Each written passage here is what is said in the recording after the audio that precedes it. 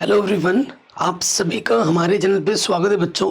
Board exam में ये questions very very important है, वेरी वायरल है और यहाँ से बोर्ड एग्जाम में क्वेश्चन जरूर पूछे जाएंगे। वीडियो को कर दो लाइक, क्योंकि बाद में भूल जाता हूँ। मैंने सब कुछ पढ़ा रखा है, लिंक्स मिल जाएगी आपको डिस्क्रिप्शन पे, ठीक है। एक बार डिस्क्रिप्शन जरूर चेक कर लेना प्लीज। तो सबसे पहले क्वेश्चन पे आ जाते हैं, वेरी वेरी इंपॉर्टेंट क्वेश्चन है। हमें क्या बोल रहे हैं, कौन सहअभाज्य संख्याओं का एक युग्म है। सहअभाज्य क्या होता है, युग्म का मतलब जोड़ा। अगर हमारे पास कोई दो संख्या ए और बी है और इनका हम HCF निकालते हैं और HCF मोस्ट ऑफ अगर एक आ जाए तो उन दोनों संख्याओं को हम क्या बोलते हैं, सहअभाज्य संख्या का एक युग्म बोलते हैं।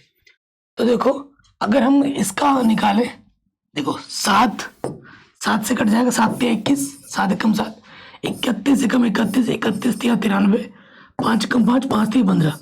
तो तीन ऑप्शन गलत हो गए, इसका HCF एक तो नहीं आएगा। ये आंसर सही है, क्यों? देखो 18 को हम लिख सकते हैं कैसे, 2 × 18, 3 × 9, 3 × 3, और 25 को लिख सकते हैं 5 × 25 और 5 × 5। तो 18 को मैं लिख सकता हूँ 2, 3 कितनी बार है, 2 बार, और 25 को लिख सकता हूँ 5 कितनी बार है, 2 बार, ठीक है। तो इन दोनों में ऐसी कोई भी संख्या नहीं है जो दोनों में उभयनिष्ठ हो। जब कुछ भी उभयनिष्ठ नहीं होता है तो HCF कितना होता है, एक होता है। तो वही तो हमें चाहिए था, HCF एक आ गया, यानी कि जो हमारा सही उत्तर है वो ऑप्शन नंबर पहला वाला है।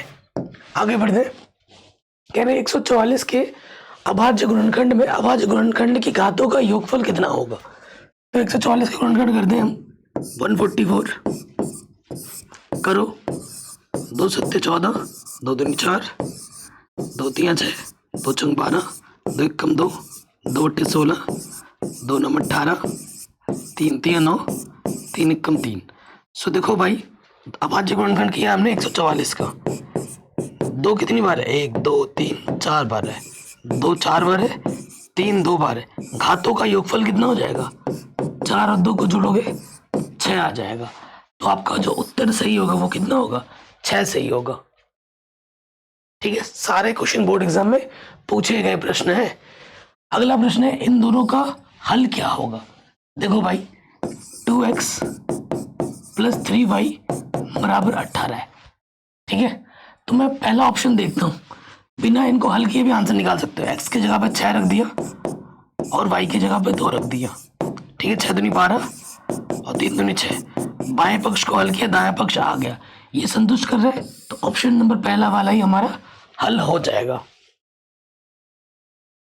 कह रहे हैं अगर ये चीज इसके बराबर हो तो x का मान क्या होगा, तिरछे गुणा करेंगे, x² - 2 = x² - 2, 7 × 7, तो यहाँ से आ जाएगा माइनस का 2, इधर आगे प्लस का 2 हो जाएगा, तो x² बराबर हो जाएगा 9, वर्गमूल निकालोगे +-3 आ जाएगा, +-3। ऑप्शन नंबर सी सही हो जाएगा, ठीक। आगे बढ़ते हैं, कह रहे व्यास AB के वृत्त का केंद्र इतना है। हमारे पास एक वृत्त है, ये उसका व्यास क्या है, AB है, उसका जो केंद्र है वो 2,3 है, और जो B का निर्देशांक है वो 1,4 है।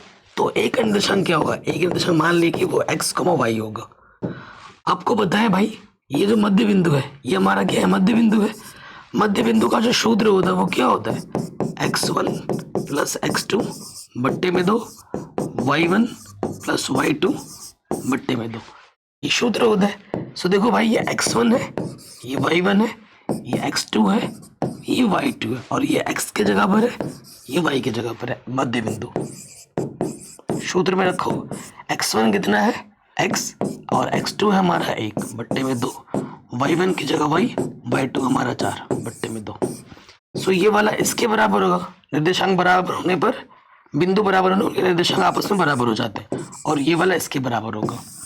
तो ये चीज इसके बराबर, यानी कि x + 1 बट्टे में 2 किसके बराबर हो जाएगा, 2 के, ठीक। तिरछे गुणा करोगे, x + 1 = x + 1, 2 दूनी 4, तो जो प्लस का 1 है वो इधर आके क्या हो जाएगा, माइनस का 1, तो ये x का मान कितना आ गया, 3 आ गया। उसके बाद ये वाला इसके बराबर, y + 4 बट्टे 2, इधर कितना है, 3 है, तो किसी भी संख्या को 1 से गुणा करेंगे वही आ जाता है, और 3 दूनी 6, प्लस का 4 इधर के क्या हो जाएगा, माइनस के 4, तो y का मान कितना आ गया 2। ठीक है, तो जो बिंदु होगा वो होगा 3,2। ठीक है, कितना होगा, कहीं गड़बड़ तो नहीं कर दी हमने? हाँ 1,4 है। हाँ गड़बड़ तो कहीं नहीं की हमने, 3 दूनी 6। ठीक है, जो क्वेश्चन जो दिया उस हिसाब से हमने हल किया। थोड़ा क्वेश्चन मिस्टेक हो सकता है, यही आएगा आंसर, 3,2 ही आएगा। आगे बढ़ते हैं, कह रहे इसका मूल बराबर है तो के का मान क्या होगा। अगर मूल बराबर होते हैं तो विविक्तिकर का मान 0 होता है। विविक्तिकर का मान क्या होता है दोस्त, 0 होता है, जिसका सूत्र होता है बी स्क्वायर माइनस 4ac, उसका मान 0 होता है। सो अब देखो भाई, आपका जो ए है, ए क्या होता है, एक्स स्क्वायर का गुणज 3 है। बी क्या होता है, एक्स का गुणज माइनस के 12 है। सी क्या होता है, अचर पद की।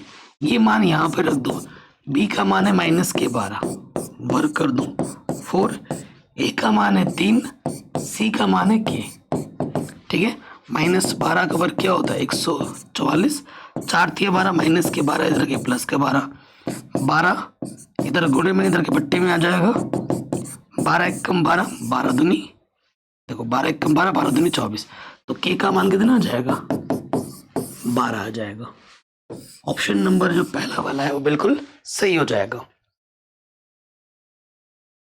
आगे बढ़ते हैं, कह रही है हमें क्या कह रहे हैं, दो आकृतियां जिनके आकार समान हो परंतु आमाप आवश्यक रूप से समान ना हो, क्या कहलाती है। देखो ये एक वृत्त है और ये भी एक वृत्त है, ये दोनों के दोनों दिखने में कैसे है, इसकी त्रिज्या अगर 2 सेंटीमीटर है तो इसकी त्रिज्या मान लेते 4 सेंटीमीटर है, माप अलग अलग है लेकिन ये दिखने में समरूप है।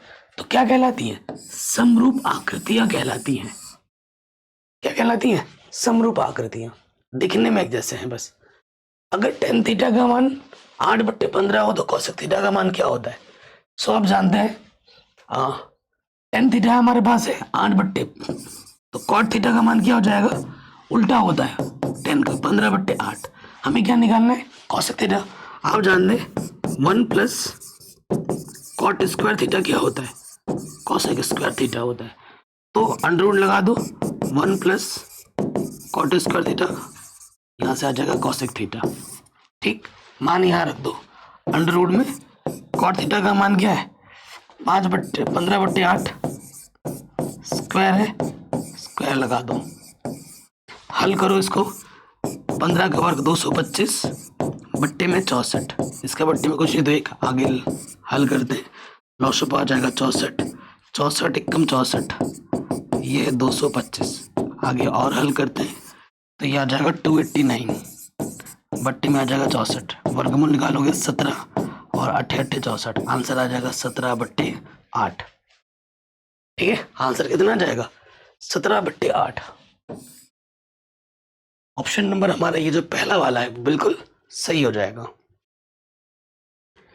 अगले वाले में आ जाओ, अगर 2 cos थीटा 1 के बराबर है थीटा का मान क्या होगा, 2 cos 3 थीटा बराबर 1 है तो ये 2 कोने में इधर के पट्टे में आ जाएगा, cos 3 थीटा बराबर 1/2 बराबर है, तो इधर cos है तो इसका मान भी हमें cos में सोचना पड़ेगा। cos 60 का मान होता है 1/2, cos से cos हटा, 3 थीटा बराबर आ गया 60 डिग्री, 3 गुणे में इधर पट्टी में आ जाएगा 3 दूनी 0, तो थीटा का मान आ जाएगा 20 डिग्री। थीटा का मान कितना होगा, 20 डिग्री होगा। अगले प्रश्न में आ जाओ, कह रहे एक समान त्रिज्या आर के 2 अर्धगोलों को, 2 अर्धगोला, एक अर्धगोला इधर से एक अर्धगोला इधर से जोड़ दिया जाता है तो एक बने ठोस, ये क्या बन जाएगा फिर, ये गोला बन जाएगा जिसकी त्रिज्या आर है। तो गोले की त्रिज्या, गोले का वक्र पृष्ठफल हमसे पूछ रहे हैं तो क्या होता है 4πr²। आंसर ऑप्शन नंबर पहला सही हो जाएगा। नेक्स्ट, निम्नलिखित में से कौन केंद्रीय प्रवृत्ति की माप नहीं है। तो केंद्रीय प्रवृत्ति की माप माध्य है, माध्यिका भी है, बहुलक भी है, मानक विचलन नहीं है। ठीक है, ये सही हो जाएगा। 1 से 9 तक की प्राकृतिक संख्याओं का समांतर माध्य निकालना है। तो समांतर माध्य क्या होता है, 1 से लेके 9 बोले जोड़ दो, 1 + 2 + 3 + 4 + 5 + 6 + 7 + 8 + 9, 9 संख्या है बट्टे में 9, तो देखो यहाँ से 10, 20, 30, 40 और ये 5, 45, 45/9, 9 पंजे 45, तो आंसर आ जाएगा 5। ठीक है, आंसर कितना जाएगा 5। कह रहे यदि किसी बारंबारता की माध्यिका 16 हो, माध्य 15 हो तो बहुलक ज्ञात करना है। तो बहुलक का आप सूत्र जानते हैं, माध्यिका और बहुलक में सूत्र क्या होता है? बहुलक जो होता है 3 माध्यिका माइनस के 2 माध्य होता है। ठीक, तो बहुलक निकालना है, माध्यिका 16 दे रखा है तो 3 × 16 और 2 माध्य में 15 दे रखा है। 16 × 48, 15 दूनी 30, घटा दोगे आंसर आ जाएगा 18। तो बहुलक कितना होगा? 18 होगा। सब कुछ पढ़ा रखा है, एक बार प्लेलिस्ट जरूर चेक कर लेना। पूरी एनसीईआरटी पुरानी वाली नई वाली पढ़ा दी गई है। चैप्टर वाइज 1 शॉट रिवीजन करा दिया गया, chapter wise 1 shot objective question, chapter wise 1 shot subjective question सारे करा दिए। एक बार प्लेलिस्ट जरूर चेक कर लो। मॉडल पेपर, सिंपल पेपर सब करा चुका हूँ।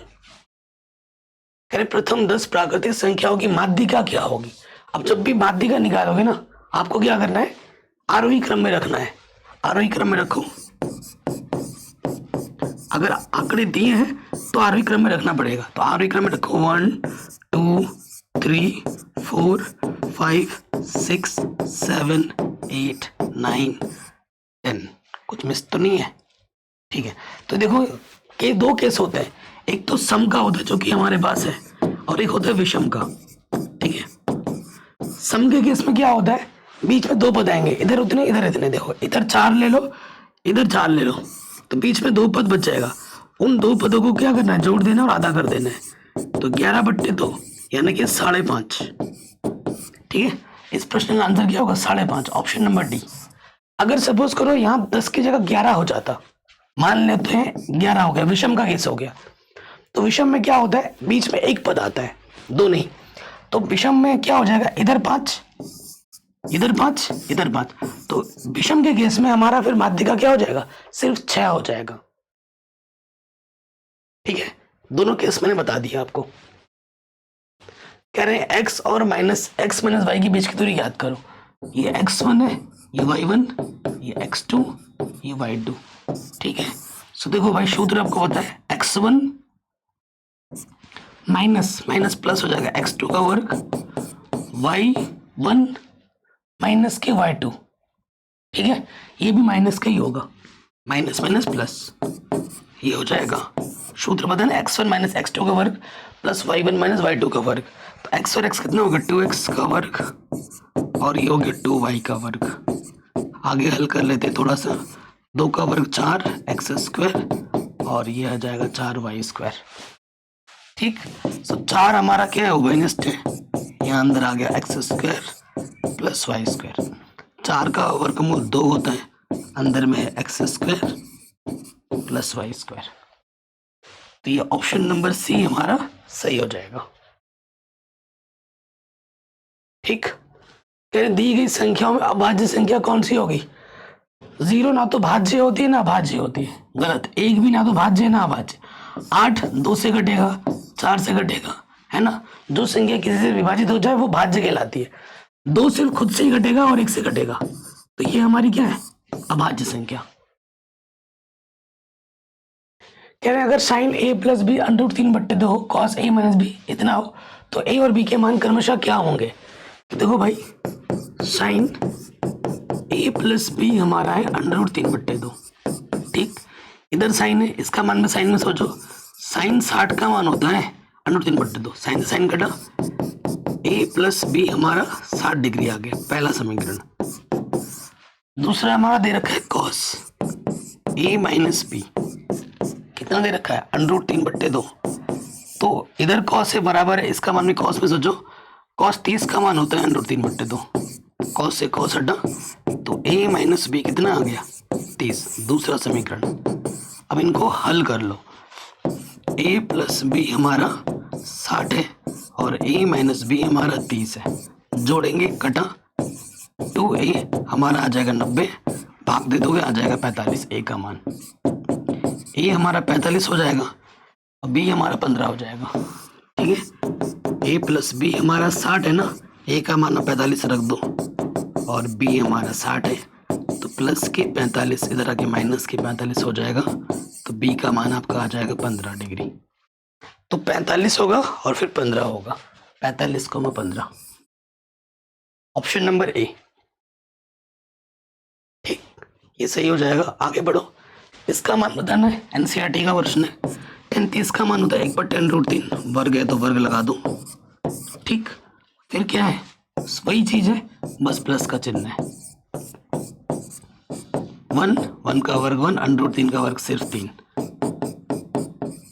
ठीक है, लॉसअप ले लेंगे, 3 कम 3 -1, 3 कम 3 +1, इसके बट्टे में 3, इसके बट्टे में 3 कटा, ऊपर बचा 2, नीचे बचा 4, 2 1 कम 2, 2 दूनी 4, आंसर आ जाएगा 1/2।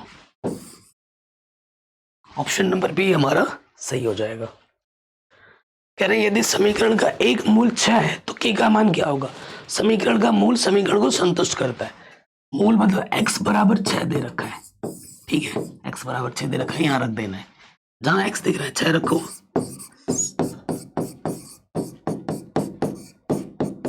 तो 6 छंग 36, 4 छंग 24, तो यहां से बचेगा 12 और प्लस के 12 इधर आके क्या हो जाएगा, माइनस के 12, तो k का मान आएगा -12। प्लस के 12 भी है, ध्यानपूर्वक आंसर लगाना है, ठीक है। एग्जाम में चाहता है कि तुम गलती करो, तो हम गलती नहीं करनी है। हो गया ये क्वेश्चन भी। कह रहे हैं दो संख्याओं का योगफल 24 है, ठीक है। एक संख्या दूसरी संख्या की 2 गुनी है, तो संख्या क्रमशः क्या होंगी। दो संख्या है, एक संख्या x है, दूसरी संख्या y है, दोनों का योगफल 24 है, ठीक है। और फिर क्या बोला है, एक संख्या दूसरी संख्या के 2 गुनी है, तो जब, ठीक है, ये समीकरण 2 हो गया।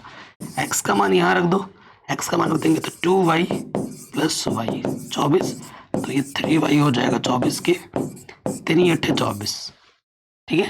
तो y का मान कितना हो गया 8, y का मान यहाँ रख दो 2 गुणा 8, तो 8 दूनी 16, तो पहली संख्या 16 होगी, छोटी संख्या 8 होगी, 16 और 8, ओके, 16 और 8 होगी। ये क्वेश्चन भी हमारा आराम से बन गया। अब आते हैं वर्णात्मक प्रश्नों में, सब्जेक्टिव प्रश्नों में। कह रहे हैं सिद्ध कीजिए कि 5 + √3 एक अपरिमेय संख्या है। हर साल एग्जाम में आ जाता है, तो माना उल्टा मान लेते हैं, माना 5 + √3 एक परिमेय संख्या है। 5 + √3 एक परिमेय संख्या है,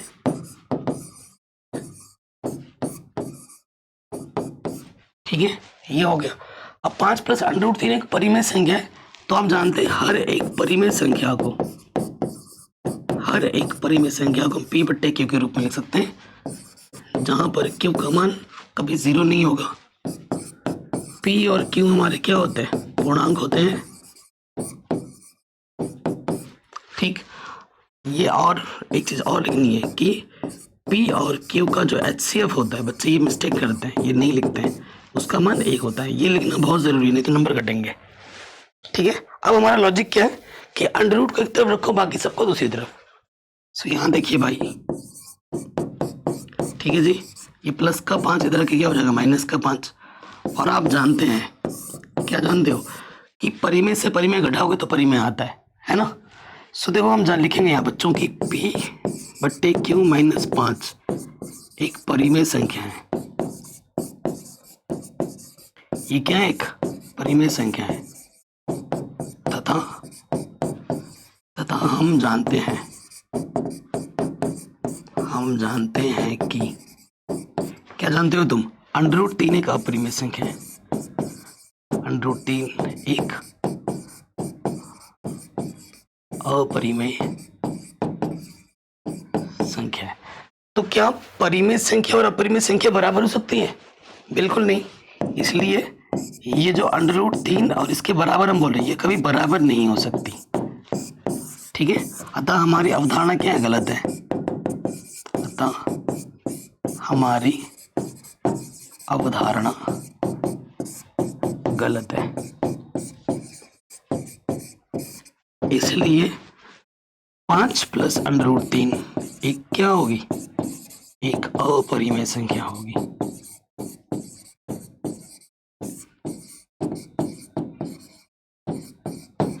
ठीक है, ये क्या होगी? एक अपरिमेय संख्या होगी। यही हमें सिद्ध करना था। हर साल एग्जाम में आता है, आराम से बन गया। कह रहे हैं cos a का मान √3/2 है, तो sin 2a का मान क्या होगा? तो पहले a निकाल लेते हैं। तो देखो एग्जाम में जैसे लिखना है बिल्कुल वैसे लिखेंगे, हल पे आ जाएंगे। दिया है क्या दे रखा है? cos a दे रखा है √3/2।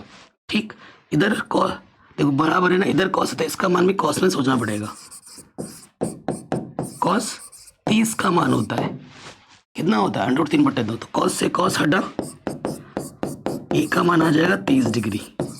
ए का मान कितना जाएगा? 30 डिग्री। प्रश्न अनुसार हमें क्या निकालना है? प्रश्न अनुसार हमें जो निकालना है sin 2a।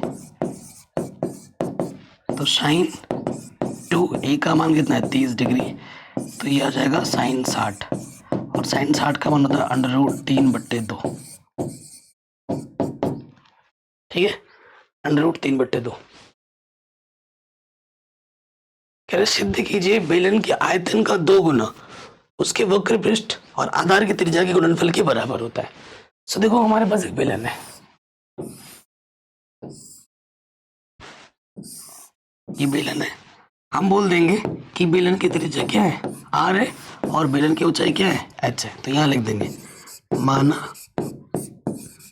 माना बेलन की त्रिज्या r तथा ऊंचाई h है। ये हमने मान लिया। अब प्रश्न में आ जाओ। प्रश्न अनुसार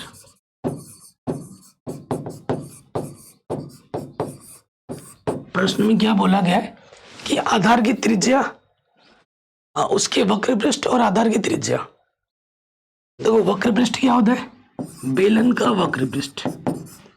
बेलन का वक्र पृष्ठ बोलो या पृष्ठीय बोलो, बात एक ही है। बेलन का पृष्ठीय और आधार की त्रिज्या का गुणनफल, त्रिज्या r, यही तो बोला है। तो बेलन का वक्र पृष्ठ का जो सूत्र वो होता है 2πrh गुणे में r। तो ये हो गया 2πr²h। सिद्ध कीजिए बेलन के आयतन का 2 गुना उसके पृष्ठीय, 2 गुना ना। तो πr²h क्या होता है? अगर आप यहां से देखें, πr²h किसका होता है? बेलन का आयतन का सूत्र होता है। ठीक है, यही हमें सिद्ध करना था कि बेलन का पृष्ठीय क्षेत्रफल और त्रिज्या का जो गुणनफल है वो किसके बराबर है? वो बेलन के आयतन का 2 गुना है। यही सिद्ध करना था। हो गया आराम से। फिर निम्नलिखित आंकड़ों का माध्यिका की गणना कीजिए। बहुत आसान है, माध्यिक निकालना और साल आता है। सबसे पहले माध्यिक पूछेगा या बहुलक पूछेगा? हम क्या देखेंगे? हम देखेंगे वर्ग अंतराल। 0 से 10 पे खत्म हो रहा है, 10 से शुरू हो रहा है। 20 पे खत्म हो रहा है, 20 पे शुरू हो रहा है। 30 पे खत्म हो रहा है, 30 से शुरू हो रहा है। 40 पे शुरू हो रहा है। तो वर्ग अंतराल सही दे रखा है, और सबके बीच का अंतर कितना? समान होना चाहिए, 10-10 है। ठीक है, अब माध्यिका बोला है तो मैं फट से क्या बना लेता हूँ? एक सारणी बना लेता हूँ। ये वर्ग अंतराल हो गया, ये बारंबारता हो गई, और यहाँ संचय बारंबारता में चाहिए होगा। ठीक, तो यहाँ मैं लिख देता हूँ वर्ग अंतराल, यहाँ बारंबारता और यहाँ आता है संचय बारंबारता। वर्ग अंतराल है 0 से 10, 10 से 20, 20 से 30, 30 से 40 और फिर 40 से 50।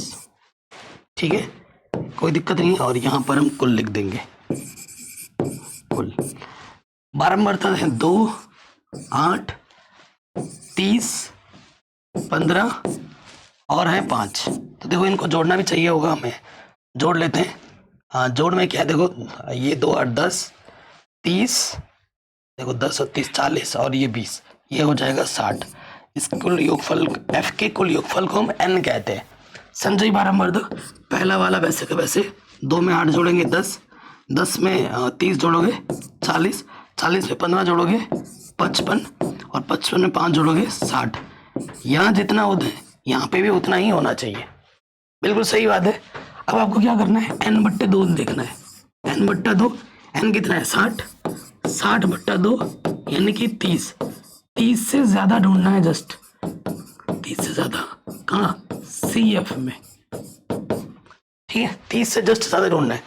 पहली बार ज्यादा बहुत सारे मिलेंगे 55 60, लेकिन पहला वाला जो बड़ा है उसे लेना है, उसी के सीध में आ जाओ, ठीक है।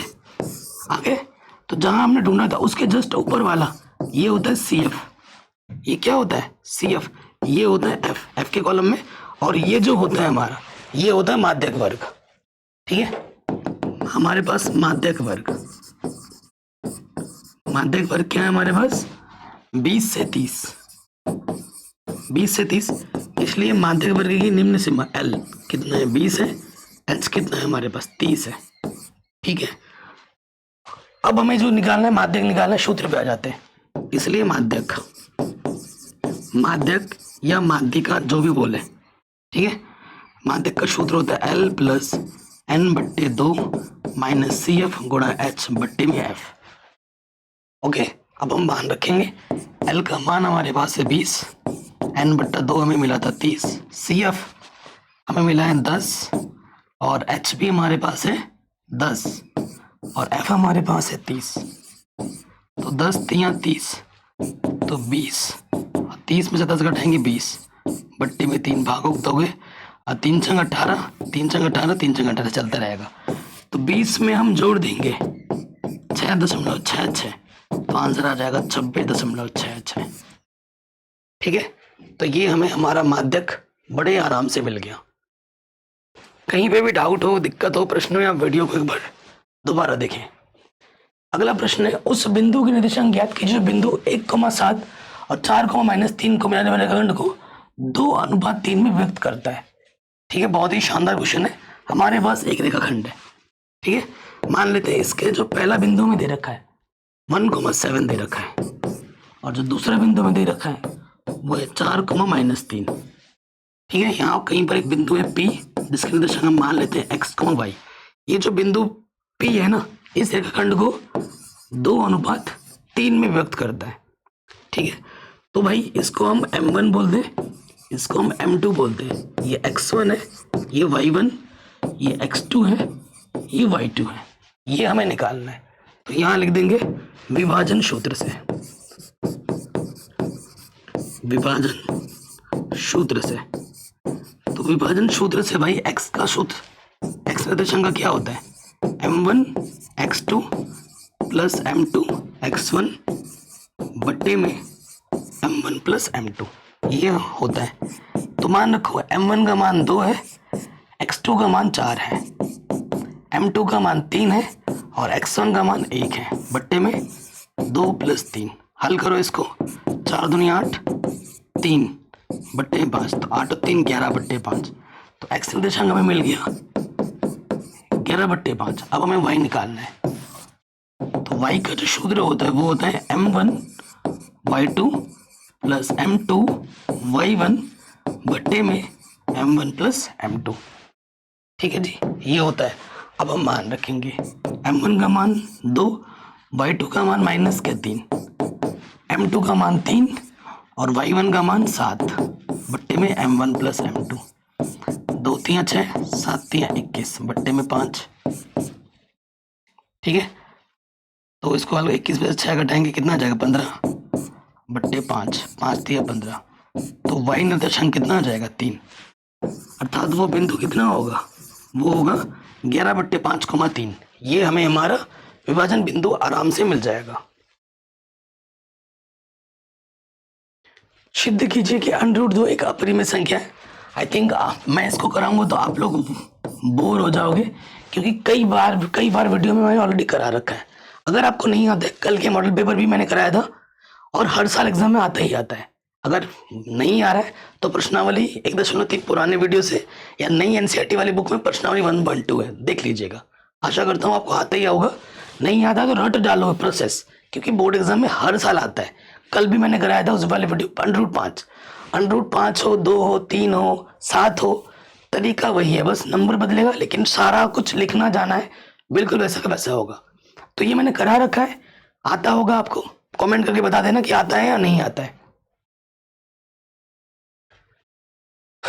अब आते हैं बड़े प्रश्नों में। बहुत ही शानदार जानदार क्वेश्चन है। क्वेश्चन क्या बोल रहा है, 2 अंकों से बनी किसी संख्या के अंकों का योग 9 है। यदि अंकों को उलट दिया जाए तो नई बनने वाली संख्या मूल संख्या से 27 अधिक होगी। संख्या ज्ञात कीजिए। बहुत ही शानदार और जानदार प्रश्न है। तो देखो भाई, 2 अंकों की संख्या है ना, तो देखो भाई 2 अंकों की संख्या है, ये इकाई अंक है, ये दहाई अंक है। ठीक, मान लेते हैं इकाई अंक x और दहाई अंक y है। तो संख्या का वास्तविक रूप ये मान लेना, माना है इकाई अंक x और दहाई अंक y, और ये चित्र भी बना सकते हो। संख्या का वास्तविक रूप यानी कि मूल संख्या क्या होगी, दहाई मतलब 10, तो ये हो जाएगी 10y प्लस x। ठीक, पलट देंगे तो क्या होगा, पलटने पर संख्या क्या हो जाएगी, x की जगह y आ जाएगा, तो ये 10x प्लस y हो जाएगा। अब प्रश्न में आ जाओ प्रथम शर्तानुसार।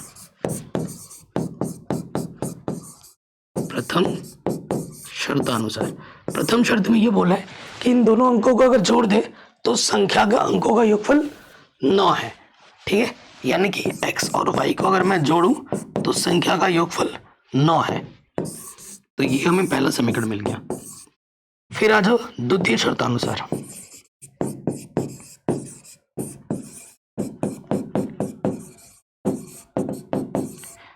द्वितीय शर्त में ये बोला गया है, क्या बोला गया है कि यदि संख्या को उलट दिया जाए तो नई बनने वाली संख्या मूल संख्या से 27। देखो नई वाली संख्या कौन है, ये है 10x प्लस y। नई वाली संख्या पहली वाली संख्या से कितनी अधिक है, 27 अधिक है। ये 27 अधिक है। तो x को एक तरफ लिखते हैं और y को एक तरफ लिखते हैं। देखो ये 10x और ये प्लस का x इधर आगे माइनस का हो गया। यहाँ पर क्या है, सिंपल का y है और माइनस का 10y इधर, प्लस का 10y इधर के माइनस का 10y हो जाएगा। तो 10 में से एक x कटाएंगे, माइनस के 9x, और ये हो जाएगा माइनस के 9y। 27, 9 का भागा दोनों में जाएगा, 9 घनिष्ठ ले लो, x माइनस y 27। 9 गुणा में इधर बट्टे में आ जाएगा, 9 3 27। तो x माइनस y कितना आ जाएगा, 3। समीकरण नंबर 2। अब इन दोनों को हल करेंगे, हमें हमारा उत्तर बड़े आराम से मिल जाएगा। तो यहां आ जाओ, समीकरण 1 तथा 2 से हल कर लेते हैं। x प्लस वाई आपका 9 है और x माइनस वाई आपका 3 है। जोड़ देंगे, ये कटा x और x 2, x 9 और 3 12, 2 छंक। x का मान कितना आ गया, 6 आ गया। x प्लस वाई कितना है, 9 है, x का मान 6 है, तो प्लस का 6 इधर के क्या हो जाएगा, माइनस का 6, तो y का मान कितना आ गया, 3। अतः संख्या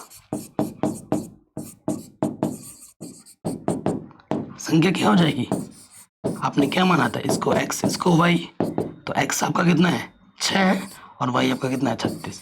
तो आंसर आ जाएगा 36। तो वो संख्या कितनी होगी, 36 होगी। Very very very important question है, और ये जितने भी क्वेश्चन मैं करा रहा हूं ना, ये बोर्ड एग्जाम में पूछे गए हैं। ये ऐसा एक भी क्वेश्चन नहीं है जो बोर्ड एग्जाम में ना आया हो, सारे पूछे गए क्वेश्चन है और बोर्ड्स के ऑफिशियल क्वेश्चंस हैं, तो इस साल एग्जाम में आ सकते हैं, ये ध्यान रखना। फिर इस चित्र में अगर ये जो बीडी है, ये बीडी लंब है किस पर, AC पर। कहाँ AC पर लंब है, और CE लंब है AC पर। ठीक है, CE ये लंब है AC पर, लंब का चिन्ह है ना, ये वाला 90 है और ये 90 है। ठीक, तो सिद्ध करना है कि AEC त्रिभुज ADB के क्या है, समरूप है।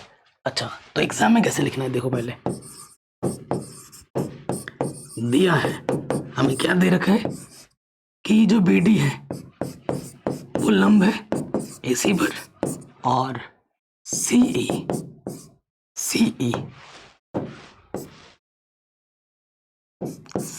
लंब है किस पर, AC पर।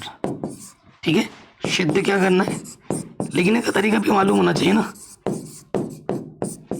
हमें सिद्ध करना है कि जो त्रिभुज ए ई सी है समरूप है त्रिभुज ए डी बी के, ये हमें सिद्ध करना है।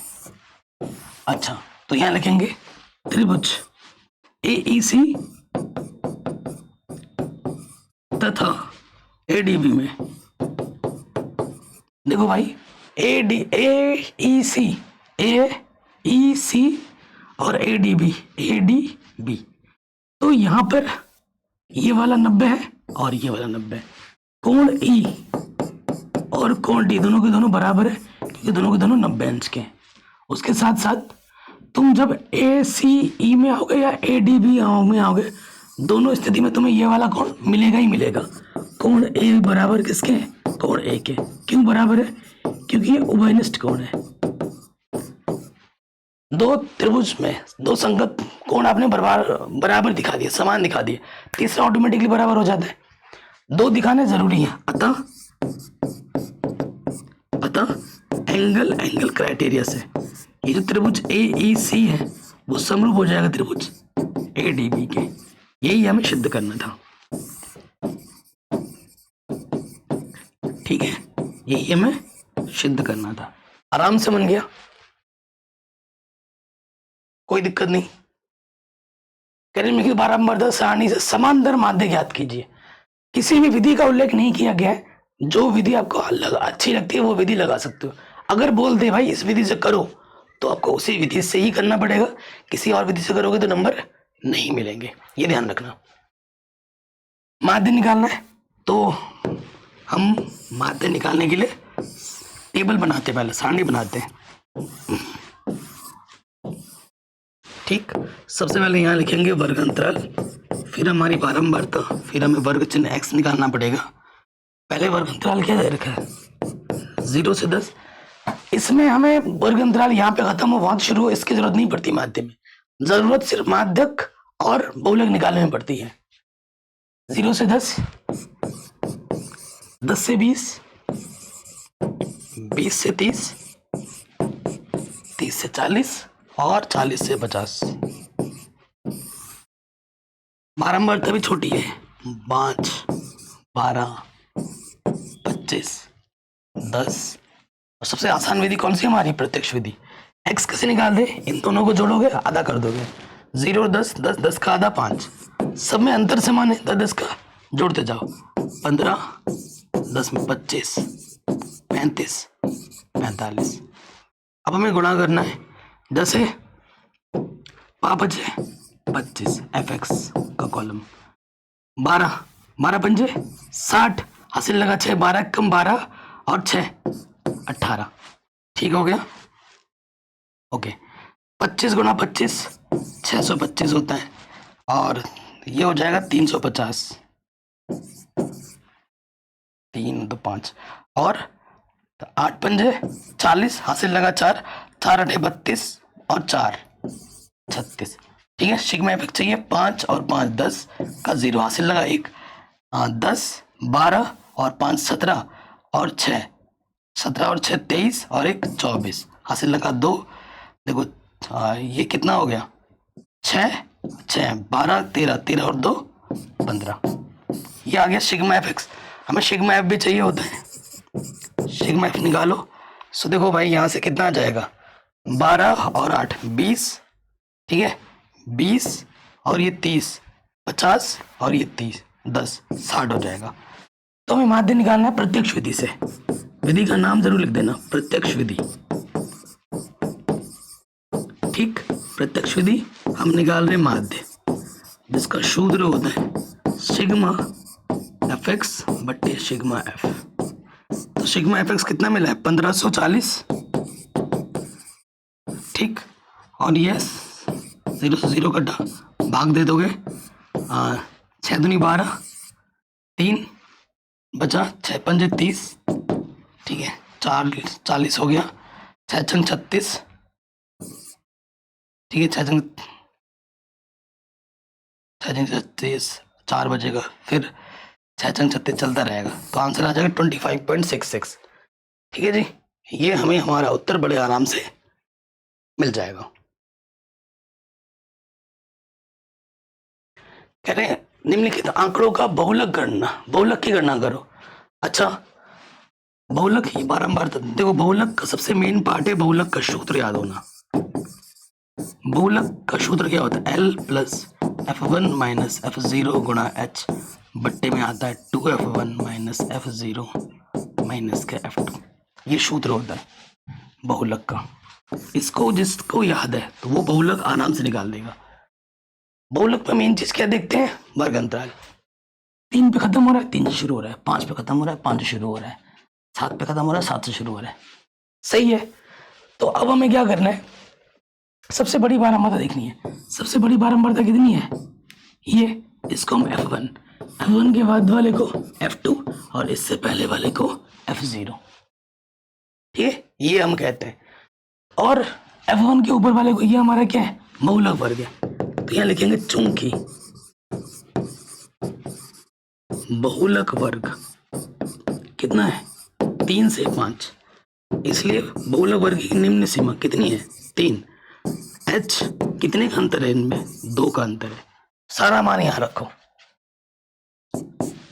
L कितना है? 3। F1 कितना है? 8। F0 है 7। H है 2। 8 दूनी 16 आ जाएगा। F0 है 7। F2 है 2। हल करो, यहाँ से 1 गुणा 2 2 बचेगा और 16 में से 9 घटाएंगे तो 7 बचेगा। ठीक है, 7 से भाग दे दो 2 में, 0.0, 7 दूनी 14, 6 बचेगा, 0 लग जाएगा, 7 7 7 8 56।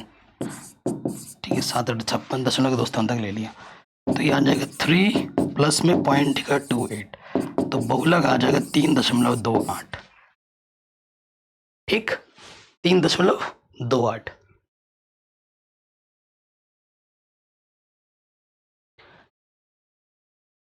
अगला क्वेश्चन है, ये वाला मेरी तरफ से होमवर्क है आप लोगों के लिए। इसमें क्या निकालना है? बहुलक निकालना है, जैसे अभी किया था, डिक्टो वही है। तो बहुलक देखो 23 यहाँ दिख रहा है, ये हमारा F1 है, ये हमारा F2, ये हमारा F0, ये हमारा L, और H कितना है? 10। तो इसको आप खुद सॉल्व करके कमेंट करके अपना आंसर बताओगे कितना आ रहा है। अगले प्रश्न में आ जाओ, वेरी वेरी इंपॉर्टेंट है। कहना समकोण त्रिभुज ABC में जिसका B कोण समकोण है, समकोण त्रिभुज है, ठीक है, जिसका B कोण समकोण है, ये B है, यहाँ A होगा, यहाँ C होगा, ABC। BD और BD जो है वो AC पर लंब है, जो BD है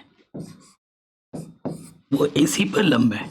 ठीक है, तो हमें सिद्ध करना है कि जो AB का स्क्वायर है, AB का है, AB का स्क्वायर है वो AC का है, AC इंटू AD, AD के बराबर है। यानी इस छोटे वाले त्रिभुज को इस बड़े वाले के समरूप दिखाना होगा। ठीक है जी, दिखा दे। तो ये एक्चुअली प्रमेय 6.7 से होगा। ठीक है, ये प्रमेय 6.7 से होगा, परंतु 6.7 हमारे सिलेबस में नहीं है एनसीईआरटी बुक में। तो आप कहोगे कि सर ये क्वेश्चन एग्जाम में आ सकता है? बिल्कुल आ सकता है। मैं प्रमेय 6.7 का प्रयोग नहीं करूंगा, उसके बिना भी जो बाकी प्रमेय हम जानते हैं उनसे भी ये प्रश्न सॉल्व हो जाएगा, इसीलिए एग्जाम में आ सकता है। ठीक है, तो लिखेंगे त्रिभुज ADB में, ADB तथा त्रिभुज ABC में इसको समरूप दिखाना है। पहले कैसे दिखाएंगे? देखो, हम जानते हैं कि ये जो D कोण है वो 90 है, ठीक है ना, D कोण हमारा 90 है और यहाँ B कोण प्रश्न में 90 दे रखा है। क्यों बराबर है? 90 है। तुम ABD लोगे या ABC लोगे, ये जरूर आएगा, कोण A उपनिष्ठ है, ठीक है, इसके बिना भी बात चल गई। तो ये दोनों त्रिभुज आपस में क्या हो जाएगी? समरूप। त्रिभुज ADB समरूप हो जाएगा त्रिभुज ABC के। और आप जानते हो जब दो त्रिभुज आपस में समरूप होते हैं उनके संगत भुजा का अनुपात, ठीक है, उनके संगत भुजा का अनुपात। तो यहां से मैं ले लूंगा AB ए बी, और यहां से आ जाएगा ए सी बराबर होगा, ठीक है, यहां से आ जाएगा ए डी, यहां से ले लिया ए डी, और यहां से क्या आ जाएगा ए बी, तो गुणा करोगे ए बी गुणा ए बी स्क्वायर, और यह आ जाएगा ए सी गुणा ए डी, हैंस प्रूव्ड। यही हमें सिद्ध करना था, इति सिद्धम, ठीक है। प्रमेय 6.7 से भी हो जाता, बिना प्रमेय 6.7 के भी हमने इसको कर दिया, ठीक है। अच्छा, यहाँ लिखा नहीं था किस नियम पे हमने बोला, अतः एंगल क्राइटेरिया से, ठीक है, ये लिखना बहुत जरूरी है, नहीं तो नंबर कटेंगे। हो गया, आगे बढ़ते हैं। कह रहे हैं दो वर्गों के क्षेत्रफलों का योग 117 वर्ग मीटर है। यदि उनके परिमापों का अंतर 12 मीटर हो तो दोनों वर्गों की भुजाएं ज्ञात कीजिए, ठीक है। ये हमसे बोला गया है, दो वर्ग हैं, एक बड़ा वाला होगा, एक छोटा वाला होगा। बड़े वाले वर्ग की भुजा को हम x मानते हैं, छोटे वाले वर्ग की भुजा को हम y मानते हैं, ठीक है। प्रथम शर्त अनुसार आ जाओ।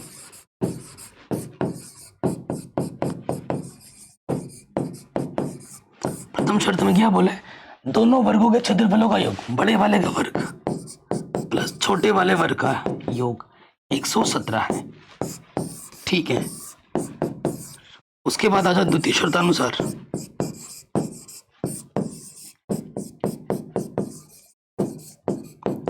द्वितीय शर्त में ये बोला गया है कि उनके परिमापों का अंतर, अंतर में क्या होगा, बड़े में से छोटा घटेगा, कितना आएगा, 12 आएगा। वर्ग का परिमाप क्या होता है, 4 गुणे भुजा, अंतर मतलब घटाना, 4 गुणे भुजा 12 है, तो यहां से देखो 4 उभयनिष्ठ है, 4 से काटोगे 4 तिया 12, तो यहाँ आ जाएगा x माइनस वाई बराबर 3, तो माइनस का 3 इधर के प्लस का 3 हो गया, x का मान क्या आ गया, 3 प्लस वाई। अब x का मान समीकरण 1 में रख दो, x का मान समीकरण 1 में रखने पर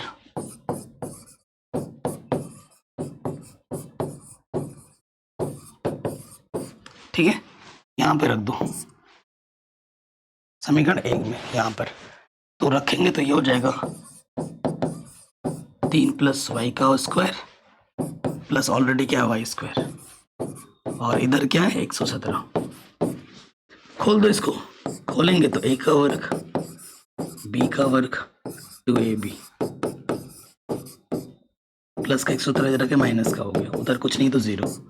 सो देखो वाई स्क्वायर ये आ गया 2y स्क्वायर प्लस का 6y, 117 में से 9 घटाओगे, ठीक है, तो कितना बचेगा 108 बचेगा। 2 का भागा दोनों में जाएगा, दोनों तरफ 2 का भागा दे दोगे, वाई स्क्वायर 2 तिया 2 पंच 10 2 चौके, ये तो यहाँ समीकरण आपको मिल गया। अब इसको हल करना है, हल करने पे जो आएगा वो आपको आपका आंसर मिल जाएगा। अब देखो ऐसी दो संख्या लेंगे, गुणज कुछ नहीं तो 1, जिसको गुणा करने पे 54 आए और घटाने पे 3 आए, ऐसी दो संख्या सोचो जिनको हम गुणा करें तो 54 आए, 2 दूनी 4 2 सत्ते 14 3 नम 27 3 तिया 9 3 एकम 3, घटाने पे कितना आना चाहिए, 3 आना चाहिए। देखो 3 तिया 9 2 तिया 6 9 तिया 27, नहीं ना 9 छक 54, ठीक है ना, 9 और 6 तो 9 वाई और 6 वाई। कभी कभी दिमाग सिंपल चीजों को भी ढूंढने में दिक्कत कर देता है। तो यहाँ से y बचेगा, यहाँ से 9 माइनस, यहाँ से 6 वाइनिस्ट, y नेगेटिव आ रहे अंदर चिन्ह बदल जाएगा, 6 नम 54। देखो जो 2 बार है सेम टू सेम है, यानी कि आपने बिल्कुल सही काम किया है। जो 2 बार है उसको आप एक बार लिखोगे और जो उभयनिष्ठ निकाला था वो दूसरे वाले ब्रैकेट में y और -6। इसको एक बार 0 मानोगे, इसको एक बार 0 मानोगे। यदि y प्लस 9 0 के बराबर लोगे तो प्लस का 9 इधर आके क्या हो जाएगा, माइनस के 9, जो कि असंभव है। भुजा का मान माइनस में नहीं होता है, इसलिए असंभव है। अब इसको 0 लोगे। यदि y माइनस 6 बराबर 0, तो माइनस का 6 इधर आके प्लस का 6 हो जाएगा आंसर। तो y का मान 6, यानी छोटी वाली भुजा वर्ग की होगी 6, तो y का मान उठाकर यहां रख दो 3 + 6, तो जो बड़ी वाली वर्ग की भुजा है वो कितनी हो जाएगी 9 सेंटीमीटर। क्वेश्चन आराम से हो गया। कहीं पे भी डाउट हो या दिक्कत हो आप प्रश्न को एक बार दोबारा देखें। अगला प्रश्न है, ये प्रश्न आपके सिलेबस से हटा दिया गया है, तो इसे आप छोड़ दो, ये नहीं आएगा, इसको सिलेबस से हटा दिया गया है, तो इसको स्किप करो। अगर आपको देखना ही है तो आप पुराने वीडियो से सीखने के लिए देख सकते हो, लेकिन नई एनसीईआरटी बुक में ये नहीं आएगा। ठीक है, आगे बढ़ते हैं। 60 मीटर ऊंची एक मीनार की चोटी से मकान की छत तथा आधार के जो अवनमन कोण है वो 45 और 60 है। उस मकान की ऊंचाई और मीनार की से दूरी ज्ञात करनी है। देखो हमारे पास एक मीनार है,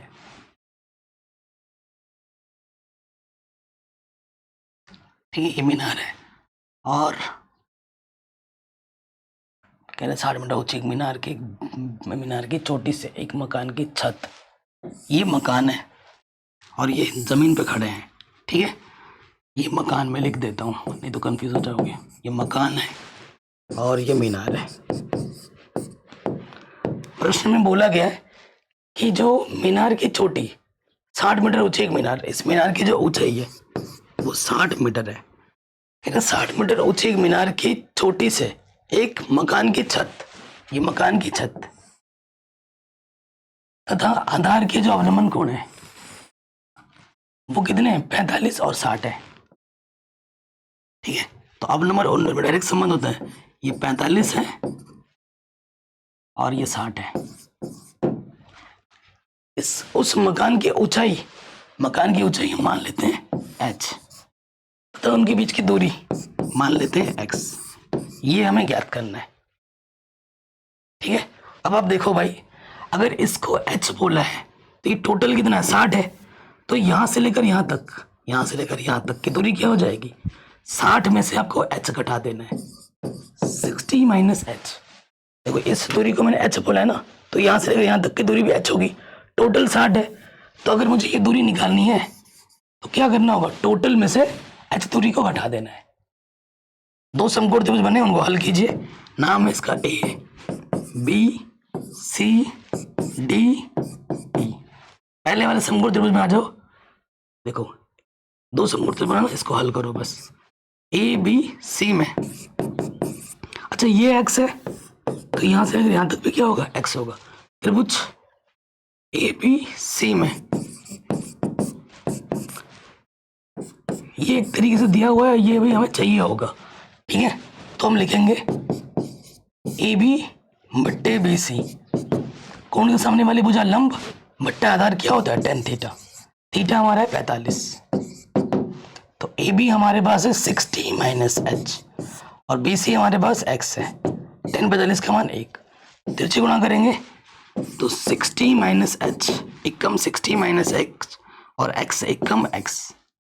ठीक है, तो प्लस का h इधर आके क्या हो जाएगा माइनस के h। देखते हैं अब जहां पर जरूरत पड़ेगी इसका इस्तेमाल करेंगे। अब प्रश्न ये दे रखा है उस हिसाब से हम चित्र बना रखें। अब आ जाएंगे बड़े वाले में, A B A D E में। ठीक है, त्रिभुज ए डी ई में ये पता है और ये हमें निकालना है x। तो देखो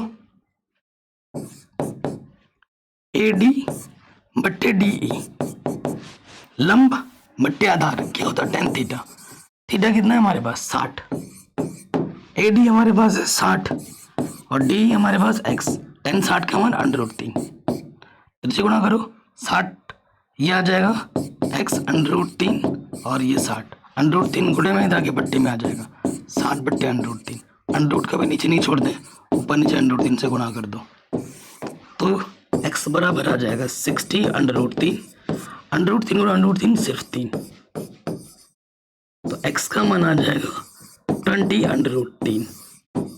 तो दोनों के बीच की जो दूरी होगी वो होगी 20 √3। अब x का मान अब, ठीक है, x का मान अब यहां रख दो तो आपको h का मान निकल जाएगा। देखो चूंकि 60 ये प्लस का x इधर आके क्या हो जाएगा माइनस का, और ये माइनस का h इधर आके प्लस का हो जाएगा। ये हमारे पास ऑलरेडी है ना। x का मान उठा के रख दो। x का मान क्या है 20√3। तो यहाँ से 20 ऊपर निष्ठ आ जाएगा, 20 तिया 60, 20 बार यहाँ √3 बचा। तो ये हमें h का मान मिल जाएगा आंसर।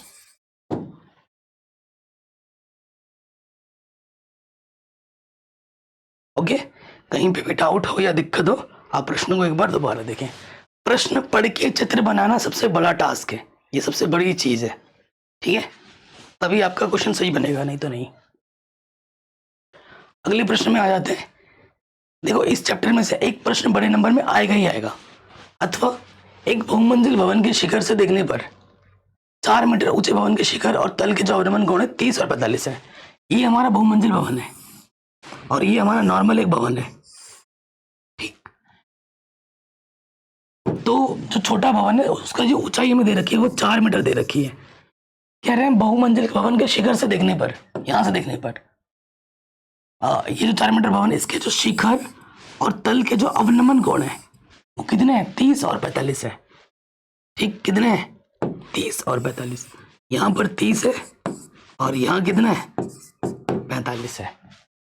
बहुमंजिल भवन की ऊंचाई और दोनों भवनों के बीच की दूरी याद करो। तो दोनों भवनों के बीच की दूरी x मान लिया, माना दोनों भवनों के बीच की दूरी x। और देखो यहाँ 4 है तो यहाँ से लेकर यहाँ तक कितना होगा 4 होगा, और इतनी दूरी को मैं मान लेता हूँ कि ये भाई क्या है h है। तो बहुमंजिल की ऊंचाई कैसे निकलेगी, जब 4 में मैं h जोड़ दूंगा तो मुझे बहुमंजिल की ऊंचाई मिल जाएगी h, ठीक है। h भी निकालना है और मुझे x भी निकालना है। चित्र बन गया, 2 समकोण त्रिभुज बने हैं आपके, एक छोटा वाला समकोण त्रिभुज और एक बड़ा वाला समकोण त्रिभुज। इनको हल करो आंसर आ जाएगा।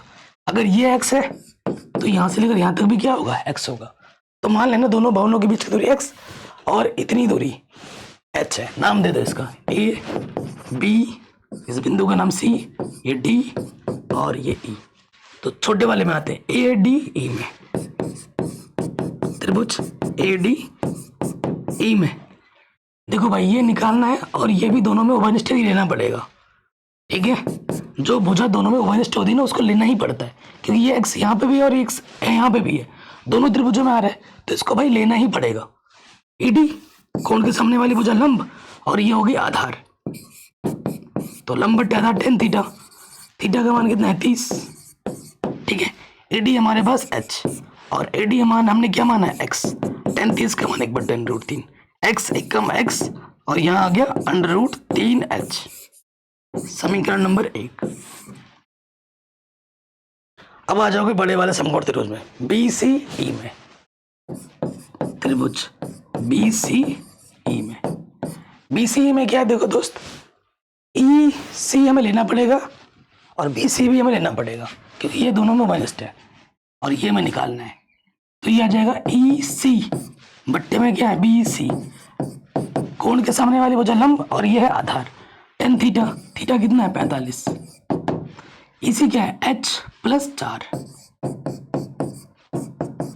और BC हमारे पास है x, tan 45 का मान 1 होता है, 1 के बट्टे में कुछ नहीं 1 ले लिया, त्रिज्या गुणा करो h + 4 एकम h + 4 और x एकम x, ठीक। ये हो गया। आप x का मान उठाकर यहाँ रख दो, यहाँ पर x का मान रख दो, x का मान रखने पर h √3, ठीक है। ये प्लस का h इधर के माइनस का हो जाएगा, h उभयनिष्ठ है √3 - k1, ये गुणे में इधर के पट्टी में आ जाएगा, ठीक है। √ कभी नीचे नहीं छोड़ते, परिमेयकरण करना पड़ेगा। क्या यार,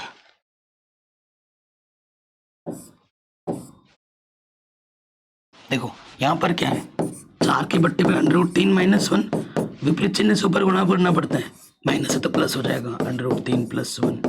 और आप एक सूत्र जानते हो a - b, a + b क्या होता है a² - b² होता है। सो ऊपर गया दोस्त 4 √3 + 1, a - b, a + b, a² - b²। तो यहां से देखो भाई क्या हो जाएगा √3 का वर्ग 3 माइनस 1, तो बेसिकली ये क्या आ जाएगा, 2 आ जाएगा, 2 दूनी 4। तो h का जो मान होगा वो होगा 2√3 + 1, ये h का मान होगा।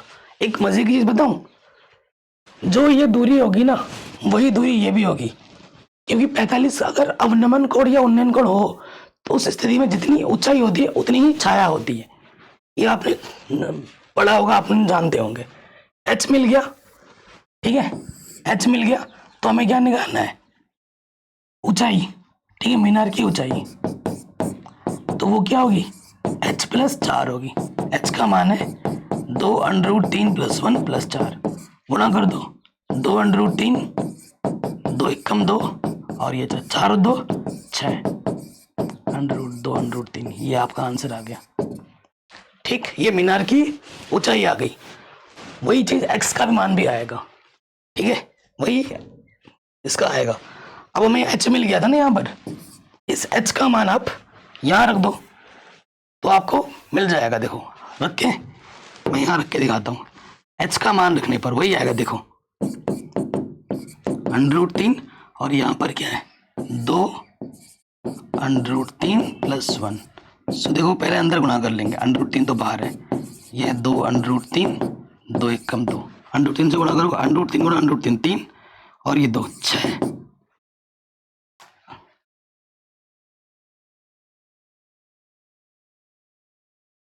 6, और ये देखो 2√3 क्या हो गया, √3h, 2√3, 2 एकम 2 + 4, √3 से पूरे में गुणा होगा ना, इससे भी गुणा होगा, इसमें भी गुणा होगा, ठीक है, ये आंसर आ गया। तो देखो ये चीज और ये चीज बिल्कुल सेम टू सेम है, तो ये हमें हमारा उत्तर बड़े आराम से मिल जाएगा। आखिरी प्रश्न हम कर रहे हैं, कह रहे 21 सेंटीमीटर त्रिज्या वाले एक वृत्त का चाप केंद्र पर 60 डिग्री का कोण अंतरित करता है।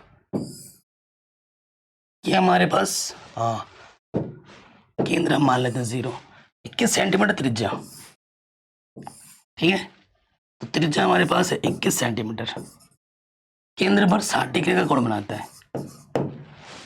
चाप द्वारा बनाए गए त्रिज्यखंड का क्षेत्रफल, ठीक है, ये जो चाप है त्रिज्यखंड का क्षेत्रफल निकालना है, और संगत जीवा द्वारा, ये जीवा जो है संगत जीवा द्वारा बनाए गए वृत्तखंड का क्षेत्रफल भी निकालना है। दो चीज निकालनी है, त्रिज्यखंड का क्षेत्रफल और वृत्तखंड का क्षेत्रफल, लेकिन दोनों लघु वाला। तो पहले निकालते हैं त्रिज्यखंड का क्षेत्रफल।